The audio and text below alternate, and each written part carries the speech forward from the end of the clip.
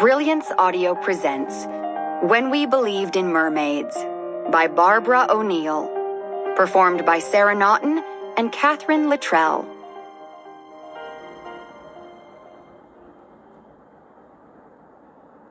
Chapter 1. Kit. My sister has been dead for nearly 15 years when I see her on the TV news. I'd been working the ER for 6 hours straight, triaging young humans from a beach party where a fight broke out. 2 gunshot wounds, one that nicked a kidney, a broken cheekbone, a broken wrist, and multiple facial wounds of various levels of severity. And that was just the girls. By the time we made it through the triage, I'd stitched and soothed the lucky ones. The unlucky ones were sent to surgery or to the wards.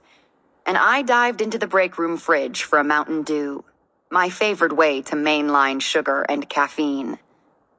A television mounted to the wall broadcasts the news of a disaster somewhere. I stare at it sightlessly as I gulp the sticky sweet soda. It's night.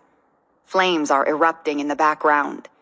People are running and screaming, while a news anchor with tousled hair and a vintage leather bomber jacket offers the news in properly grave tones.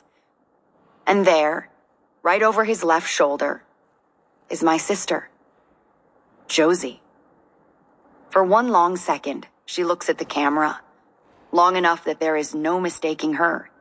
That straight blonde hair, cut now into a sleek bob that just grazes her shoulders, her tilted dark eyes and slashes of cheekbone, that fat Angelina Jolie mouth. Everyone always fussed over her beauty, and it's that combination of dark and light, angles and softness that does it. She's an exact mix of our parents. Josie. I feel as if she's looking through the screen, right at me. And then she's gone, and disaster keeps going. I stare, open-mouthed, at the empty spot she left, holding the Mountain Dew out in front of me like an offering or a toast. To you, Josie, my sister. Then I shake myself. This happens all the time. Anyone who has lost somebody they love has experienced it. The head in the crowd on a busy street. The person at the grocery store who moves just like her. Rush to catch up, so relieved that she is actually still alive. Only to be crushed when the imposter turns around and the face is wrong. The eyes, the lips. Not Josie. It must have happened to me 100 times in the first year, especially because we never found a body. Impossible, given the circumstances. Also impossible that she survived. Not for her, the ordinary demise of a fiery car accident or a leap off a bridge, though she threatened those often enough. No, Josie was vaporized on a European train, blown up by terrorists. Gone, gone, gone. This is why we have funerals.